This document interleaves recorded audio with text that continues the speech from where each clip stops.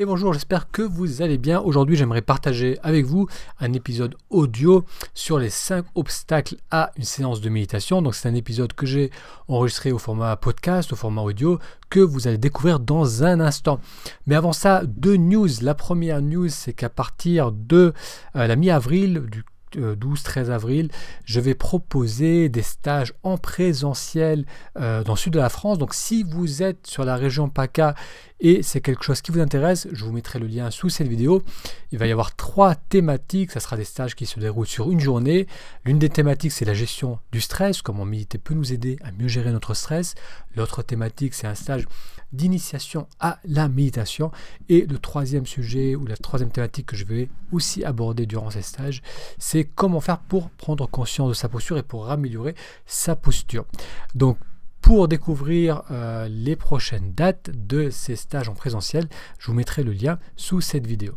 L'autre information, l'autre news, c'est que je travaille actuellement sur l'écriture d'un second livre qui va porter sur le sujet de la solitude. Je sais que le sentiment de solitude, c'est un sujet qui vous intéresse à travers les emails que je reçois.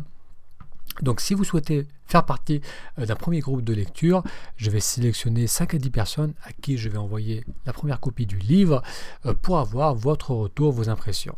Donc si vous souhaitez faire partie de ce groupe de lecture, je vous mettrai là aussi le lien sous cette vidéo. Allez, je vous laisse donc découvrir l'épisode aujourd'hui qui est au format audio, donc on va plus se voir sur les 5 obstacles de la méditation. Et je vous dis à très bientôt pour de futurs épisodes sur cette chaîne YouTube. À très bientôt. Allez, découvrons maintenant le sujet d'aujourd'hui, les 5 obstacles à une séance de méditation et comment faire pour les dépasser avec un peu de préparation. Alors le premier obstacle, c'est d'avoir trop mangé ou pas assez. Si on fait un gros repas juste avant de méditer, c'est pas une bonne idée, parce que la digestion, ça prend de l'énergie, et un ventre trop plein peut causer de l'inconfort. Donc évitez de faire une séance trop tôt après avoir mangé, et de même, avoir le ventre qui gargouille à cause de la faim peut aussi être une source de distraction. Personnellement, si j'ai trop faim, je sais que je me sentirai agité lors d'une séance de méditation. Dans ce cas, manger un fruit avant la séance peut suffire à apaiser la faim, mais sans se sentir trop lourd. Deuxième obstacle, avoir chaud ou avoir froid. Il est important de bien préparer son environnement avant de commencer sa séance, donc d'aérer la pièce si vous sentez que ça manque d'air. Si vous pensez que vous risquez d'avoir froid, gardez un vêtement auprès de vous, comme ça vous pouvez toujours le prendre et le mettre sur votre dos pour vous réchauffer. Donc moi, ça m'est arrivé de faire des séances en hiver, on se lève tôt le matin, on s'installe pour méditer, on est encore en t-shirt parce qu'on a la chaleur du sommeil, et au bout d'un moment, il y a le froid qui soudain nous enveloppe et du coup, ça nous empêche de poursuivre la méditation. Donc un vêtement à portée de main peut éviter cela. Tout comme il faut éviter d'avoir froid, si l'on se trouve dans une pièce qui est trop chauffée ou il fait trop chaud, cela risque de favoriser la torpeur, l'endormissement. Donc là aussi, assurez-vous qu'il y a suffisamment d'air, qu'il ne fasse pas trop chaud pour bien pouvoir profiter de votre séance. Troisième obstacle, se sentir trop fatigué. Méditer lorsque l'on se sent fatigué risque de nous mettre dans une trop grande torpeur. Si lors d'une séance, on commence à piquer du nez, mieux vaut s'arrêter, faire plutôt des exercices de respiration ou bien tout simplement une sieste.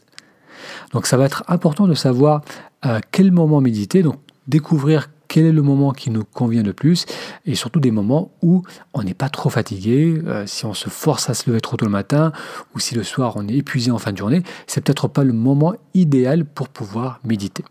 Donc prendre conscience de ça, comprendre cela et ajuster son planning pour être plutôt en forme lorsque l'on médite.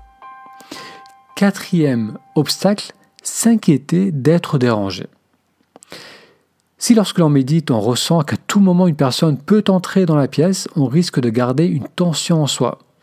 Donc là, il va être utile de préparer le terrain, d'informer ses proches, de leur dire de ne pas nous déranger, de pouvoir s'isoler dans un endroit où on va être tranquille. Il faut noter que parfois, on peut être pudique aussi, on ne peut pas aimer l'idée d'être observé en train de méditer. Donc si c'est votre cas, là aussi, il sera d'autant plus important de choisir un cadre où l'on se sent à l'aise. Cinquième obstacle, vérifier sa montre. Si on décide de méditer 20 minutes, on s'installe dans la position qui est la plus confortable, on amène l'attention sur la respiration, et au bout de quelques minutes, on risque de jeter un rapide coup d'œil sur sa montre en se demandant où est-ce qu'on en est. Donc parfois 5 minutes peut sembler durer une éternité, parfois ça passe plus vite. Si l'on doit sans cesse interrompre sa méditation pour regarder l'heure, on ne pourra pas profiter pleinement de sa séance. Une simple solution consiste à utiliser un minuteur. Donc maintenant, la plupart des téléphones portables ont cette fonction. Donc d'utiliser ce minuteur pour pouvoir s'adonner pleinement à sa méditation sans se soucier du temps. Alors les 5 obstacles qu'on vient de découvrir, le premier c'est d'avoir trop mangé ou pas assez. Donc on a vu que faire le nécessaire, donc éviter de faire de trop gros repas, ou bien manger un petit fruit avant la séance si on a tendance à avoir faim, va nous aider à dépasser cet obstacle. Deuxième obstacle, avoir chaud ou froid. Donc là, l'importance d'aérer la pièce, de garder un vêtement auprès de soi si on risque d'avoir froid. Troisième obstacle, se sentir fatigué. Donc là, c'est vraiment choisir le bon moment dans sa journée pour méditer. Quatrième obstacle, s'inquiéter d'être dérangé. Donc là, très souvent, il suffit d'en parler autour de soi et de trouver là aussi le bon endroit pour profiter de sa séance. Et cinquième obstacle, le mieux c'est d'utiliser un minuteur pour pas avoir l'attention qui part sans cesse sur sa montre lorsque l'on médite. Donc voilà 5 obstacles que l'on risque de rencontrer lorsque l'on médite, et j'aimerais ajouter un sixième qui n'est pas vraiment un obstacle mais qui risque aussi grandement d'affecter la qualité de notre méditation, et ce sixième c'est l'intention. Lorsque vous vous installez, quelle est votre intention? Est-ce que c'est là juste pour vous poser et se dire « bon, je m'installe pour méditer », mais sans être clair sur son intention? Là, on risque facilement de se laisser embarquer par les pensées, de partir dans la rêvasserie, et ces moments de méditation deviennent des moments où on se pose et on laisse l'esprit partir dans tous les sens. Donc, c'est pas vraiment cela l'objectif de la séance. Donc, avoir une intention claire avant de méditer. Donc, vraiment...